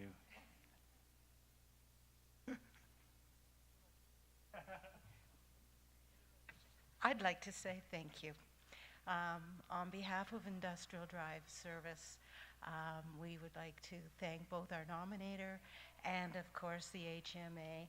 And in particular, I would like to thank those people who do the service work for us. As we said, we not only manufacture, but we service as well.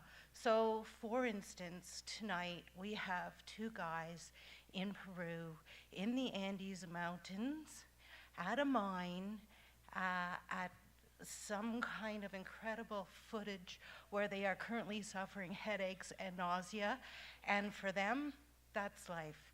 These are Huron County people doing what Huron County people do, and that's getting her done. Thank you.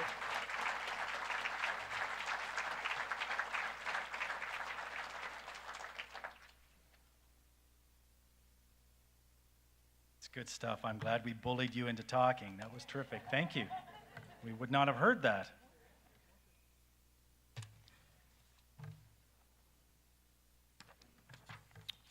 Okay, next we have the Tech Teacher Award. Tech Teacher Award selected from among Huron County tech teachers. And the nominees are Ray Gradanis. He is a tech department head, transportation tech teacher at Central Huron Secondary School. Ray's nominator knows that Ray has a gift with youth and his coworkers. He's often taking his high school classes out to local manufacturers to show them hands-on techniques. He has overhauled the tech shop and classes at FE Medill, GDCI, and is now working on the tech shop at CHSS. His desire to make positive change and spread opportunity for a career in the trades is evident. He creates an interest to pursue a career in manufacturing through the creative content he has brought back to the tech program.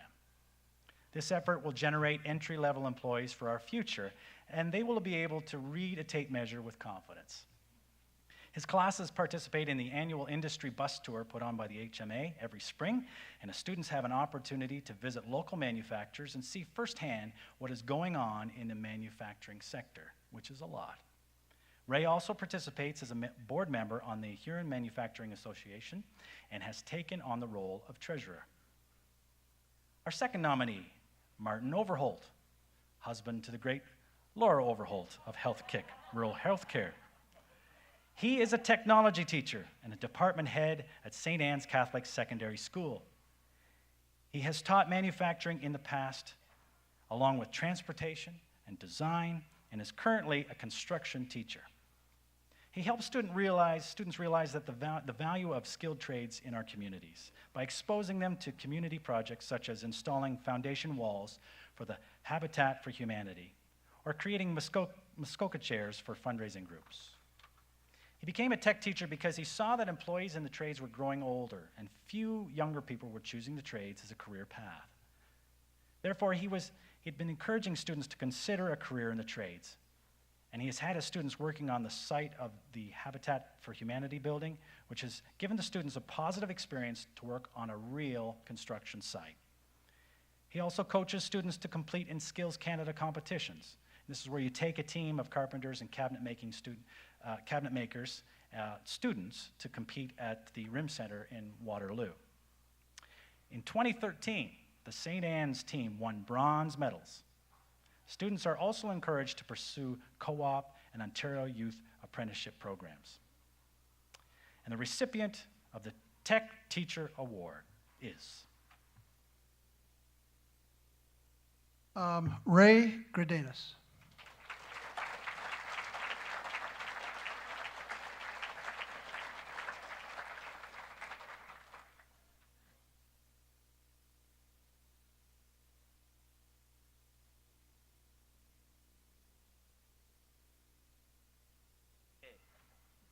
I'd like to thank the HMA. I serve as the director on the board, and I love it. I'd recommend it to anybody if you get a chance. I'd like to thank my wife because she supports me in all my ventures, whether it's going to an HMA meeting or doing something from school. It's important to have that support from home, and I get that. I'd like to thank the employers out there. We're very much about making partnerships in the community and education, and I think it's important to make those partnerships with local industries. So if you have that chance, talk to one of your local schools and see what you can do. Thank you.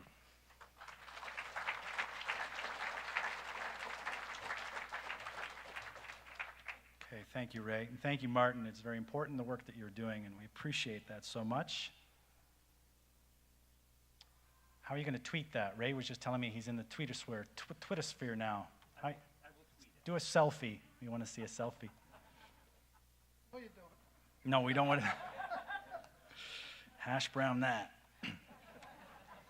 Okay, next up is we have the Outstanding Associate Member Award.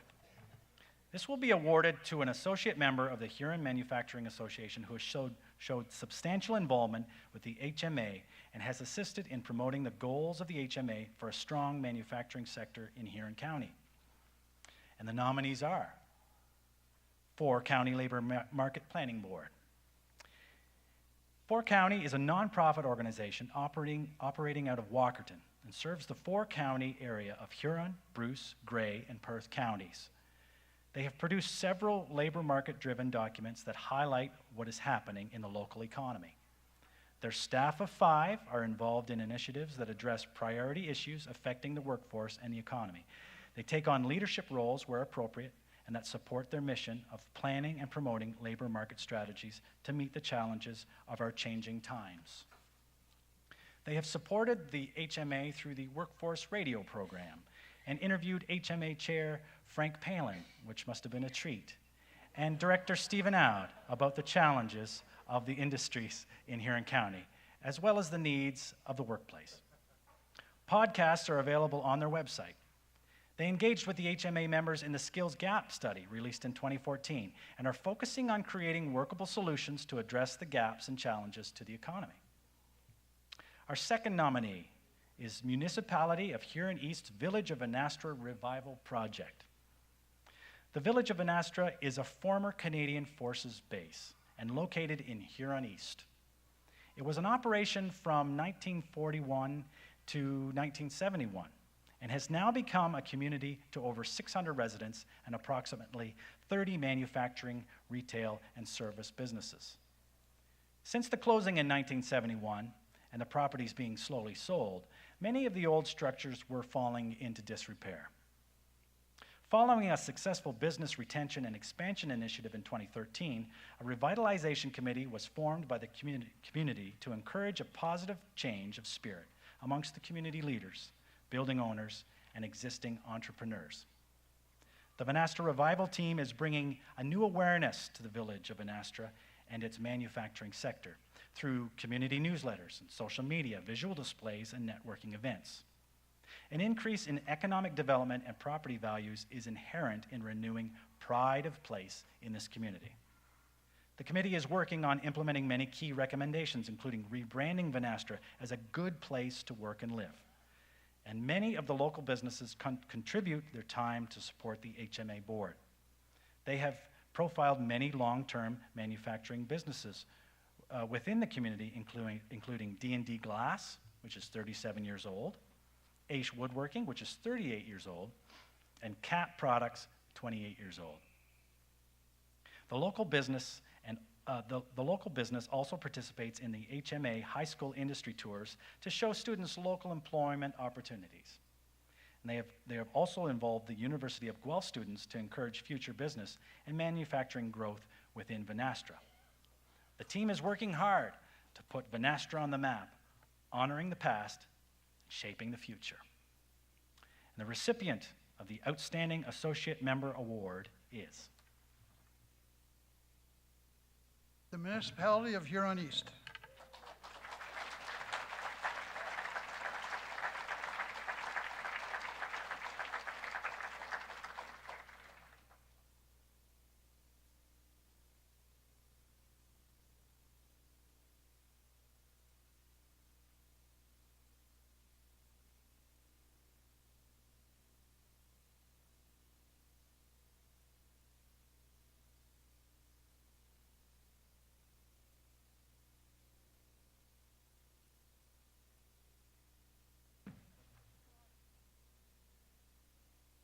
I would like to thank the HMA for giving us the recognition.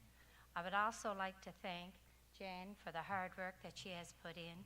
It was through this committee that Banastra is finally being part of Huron East. We have always been in the background, but through the work the last 2 years, we have finally started to build up our community. We now have a new name, which is the Village of Banastra, but it has also imposed pride and recognition in our community. The residents there now take a lot of pride in it.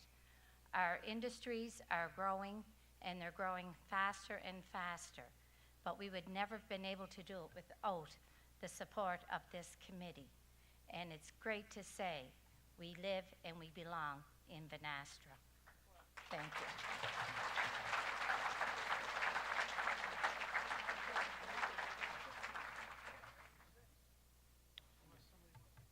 What a spokeswoman.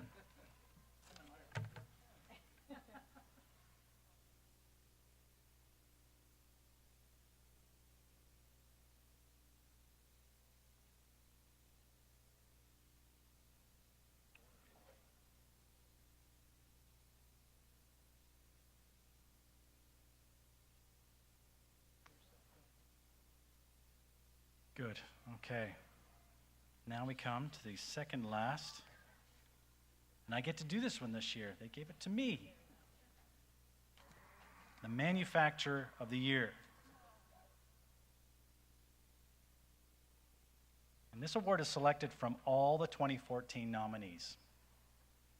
This year, the recipient of this award is Blythe Farm Cheese.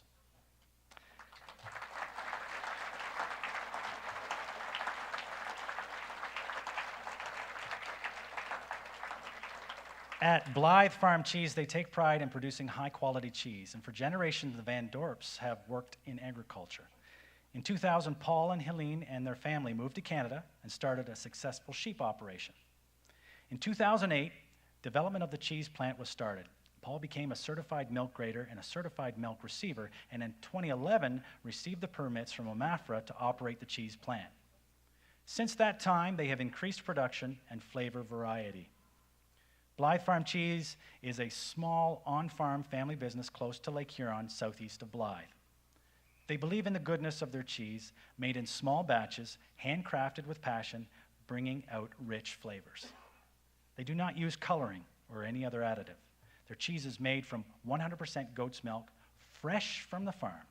Their cheese can be found at participating stores and restaurants or by visiting their farm. The main cheese is Gouda. In 2013, at the Royal Agricultural Winter Fair, the Blythe Garlic Cheese won second place in the flavored cheese division. The Blythe Jalapeno won first place in the flavored cheese division. And the Blythe Cumin won third place in the flavored cheese division. On March 12, 2014, Blythe Farm Cheese won the award Best Gouda Cheese in Canada for their Golden Blythe. Let's hear from Paul. Let's give it up.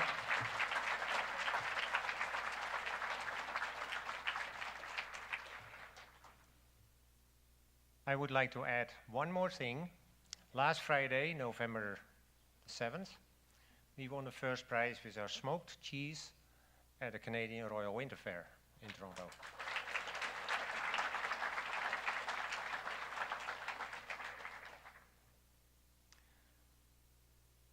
Beside of that, I would like to thank the HMA very much for this award. It was we didn't know about it. It's a huge surprise, and I thank you very much, all of you.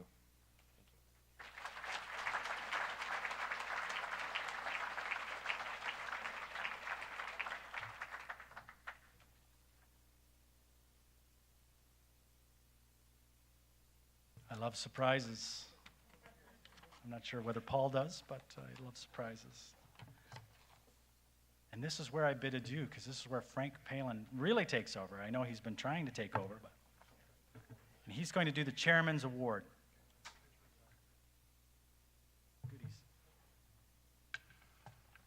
First, thanks, Wes. First of all, you know, it's been my pleasure for, I don't know, 4 years or so to be allowed the the pleasure of picking one person that we feel, or one or two people, that we feel have done a lot for their country, their community, their county, and their, you know, just general all around people that know what they're doing. So this year, I got to choose another one, and it's great, because it's my pleasure to present this year's Chairman's Award for Leadership to a very disturbing keeper. Well, when I say his name, you'll know he is disturbing. To a very deserving person, actually a pair of them. One who was in the forefront, and the main one who was there supporting him all the way, all the time. These people have been strong supporters of the HMA since its inception. He has been a member of the HMA board until time restraints forced him to back out and concentrate on his business. However, even with all these time restraints, they were still involved in their community. They have also been strong supporters of the apprenticeship program, hiring many of them over the years. In fact, one of their apprentices, Jeremy Creedon, has been at R&R Machining for 16 years. Another apprentice, Mr. Britt McCaig, actually bought the business at the beginning of 2014 and allowed these two people to retire. That's succession planning, I'll tell you right there. So let me give you a little history about these people. Ron and Ruth Schefter. I made it a certain point that they did not know about this, and I hope they're surprised and nobody spilled the beans, but they're farm people, especially Ron. Way back before the days of R&R, Ron grew his crops and raised his pigs. In his spare time, he drove truck for Westcast. Well, back then it was called, I think, Western Foundry. He then started doing repairs on the trailers for Westcast in the shop on his farm. He then added welding and eventually evolved the business into machinery. I think the start of R&R was around 1984, and then R&R Machine and Tool was born in the late 90s or the early 2000s. This company now offers a full line of design, manufacturing, assembly, repair, and prototyping services. Just check out their website and see what they can do. It's www.rrmachinetool.com. And they offer many services, and their experience includes work in various industries, including food, health, care, laboratory, agriculture, and manufacturing. They are also dedicated to recycling all the products that they produce, therefore generating little or no waste. Over the years, they have been a strong supporter of their local community. They have provided donations and support to various programs and clubs. Minor hockey, minor baseball, MS, and cancer societies are a few of the areas they have supported. They have also been involved in their business community by providing apprenticeship programs, providing a high school co-op program for over 20 years, and high school tech tours. You can always see them at various meetings, including things like BR&E in Morris Turnberry, and I told Ron tonight, I bet you didn't know I was keeping track of them.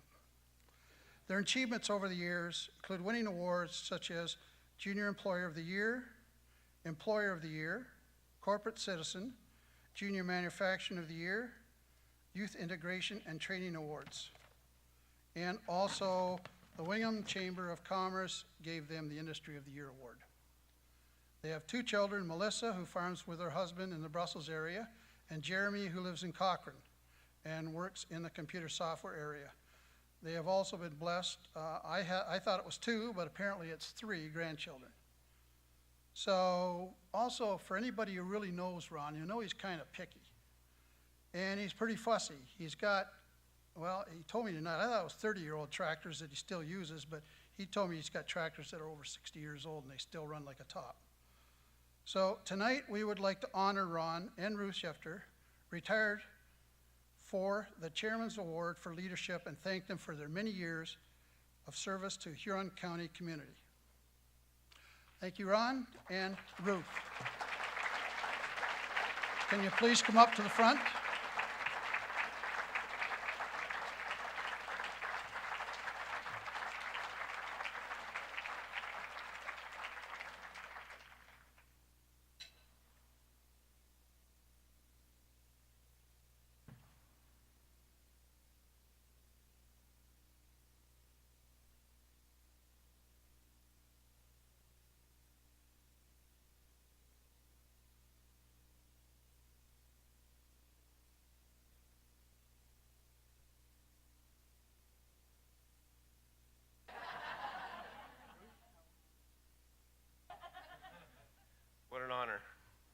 Anyways, I think the biggest thing is it's not retirement. It's just another curve in life.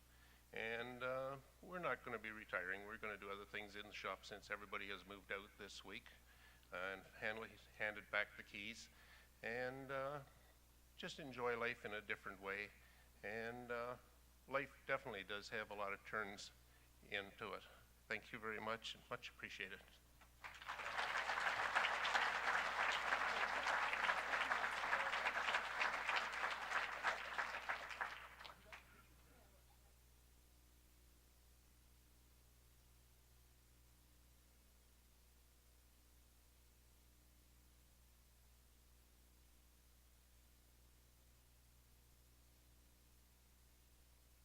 I'm out of text. I don't have anything else to say. Where's Carol? There's Carol. There's Carol. This is who we really want to see. Not Frank, not Wes. Carol Leeming. Motorcycle Mama, Carol Leeming, is up here. And she's going to, I think, do some door prizes.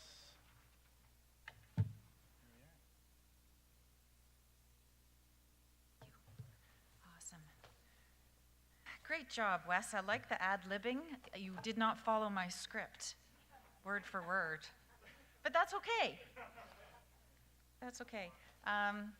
So we have a couple of door prizes to give away. One which is offered by Shane Taylor's bringing up his box of anyone who put a business card in it to win their backpack of items related to the co-op and OYAP programming.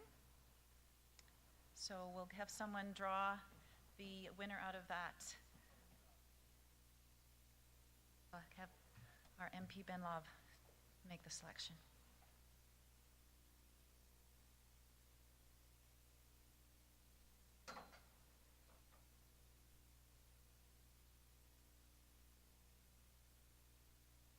And the winner is? Sarah Codwell. Awesome. Congratulations, Sarah. And we also have a selfie. We also have an award or a door prize, a prize from RPM. Yeah, and sorry, I didn't do a draw like putting your name in for this little item, so I'm going to do it a little bit different because I didn't think everybody was going to be able to visit the booth before dinner. So before you leave, you file by this aisle and you visit all the booths before you leave. Okay. Just out of curiosity, is there anybody in this room who does not own a cell phone? This might be, if you win it, you might want to re-gift it. I'm giving away a wireless Bluetooth speaker with some awesome sound on it. So since I didn't do a draw ticket, I went onto a random website generator thing, and if by a show of hands, who was born in April? Wow. Okay. Anybody born on April 14th? Who's close to the 14th? The 13th? The 19th? Who do you got? 12. Two 12.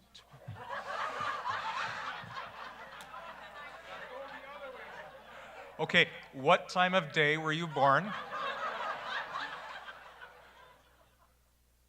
Who stand up? Who said the 12th? Who's the other one? Okay. Oh. It wasn't supposed to be this hard.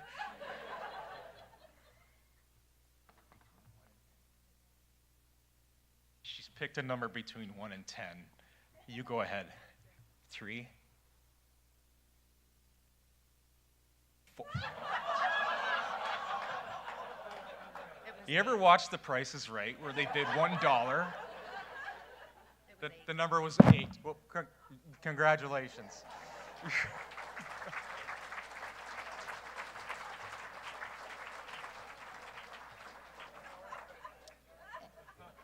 our final, I just can't top that. And to top it off, I guess you're a Maple Leafs fan, Ron, so good game last night. The final item we have is a gift certificate kindly donated by Chris Lee regarding the Edge of Walton Challenge course, and it will entitle the holder to the winner of this certificate to a full day of activities for up to 25 participants at the Edge of Walton Challenge course. And you can book that for that, but for those of you who are not aware of what that actually is, it's an awesome way for your team of employees or the folks at your business to develop some leadership skills. And the Edge of Walton Challenge course, an outdoor education facility, offers school groups as well as youth and corporate executives an opportunity to experience adventure programs to learn, enhance, and teach leadership skills, teamwork, and communication, critical thinking, and much more. So it's not your typical day in school, it's a birthday party, or it's get out of the office. So, and the way we were going to distribute this was, who had a birthday today? Who had a birthday yesterday or tomorrow? Who has the closest birthday to today?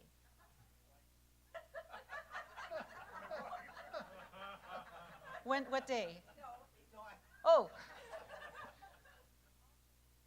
Who has a birthday in November? Okay. Who has, okay, standing up. So today is the 13th. Who had a birthday within one day? 2 days of today? 3 days of today? 6? Are you, that's within 13, 14. So that's within 3 days.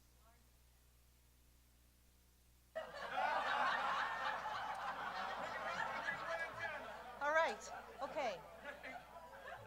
Number between 1 and 10. 1 and 10. 11. No, don't say it. Okay, we're going to use the between 1 and 10. Heather, what number do you have?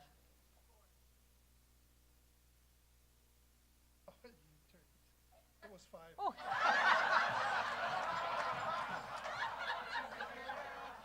Okay. Try him again. Try 'em again. Okay, got a number? Yeah, I got a number. Okay, Heather? Between 1 and 10 again. Has to be a different number. Yay!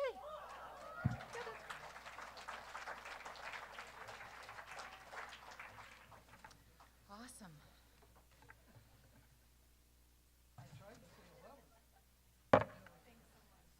So, I guess in closing, we have a few remarks to just finalize things off. I would like to say a special thank you to a few folks, one of which is our infamous MC for this evening, Wes. Thank you.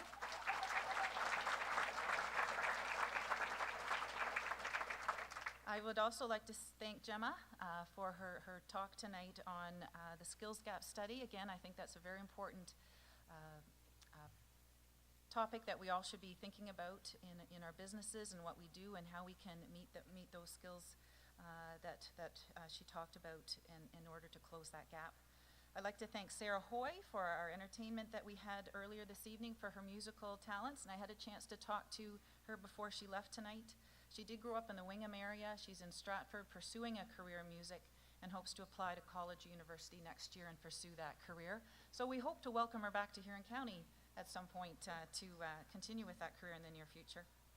Sarah Codwell, photography, thanks again for providing us with our capturing our moments tonight, and we look forward to seeing those on your website. Huron Ridge Acres for providing the color and the flowers at the door and at the stage today, and also the municipality of Blue Water for hosting us so graciously here tonight. We thank you for that as well. And I hope you all did enjoy truly the coffee, the special coffee blended in front of you this evening. Take that home, try it out. It is a unique blend. You may not be able to ever, it's a once in a lifetime blend of HMA 2014 Excellence Awards of Excellence blend. So I hope you do get a chance to enjoy that, as well as the different tastes that Ben and crew offered us this evening. So those were most of my remarks, Chair. And if there's any others with our sponsors. Do we have some of